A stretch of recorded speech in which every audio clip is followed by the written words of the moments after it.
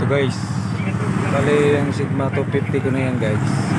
Ang nagbago lang yan racing carb lang, open pipe, easy project with switch dito.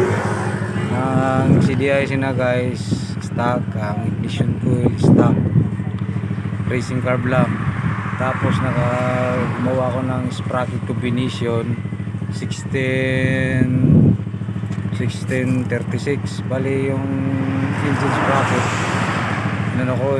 hindi kasya sa engine bali ginawa ko may grinder ko, mini grinder ko lang para magkasya sa engine. Tapos dapat ipamasin shop ko, wala na akong budget, kaya ako na lang gumawa.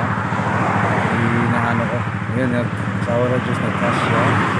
So ngayon tinisting ko ang third gear nya guys, umabot ng 115. Third gear lang yan, much more pa. Kung hindi ko pa natilawan ko ng fourth gear, okay man, umabot ng 125 pataas.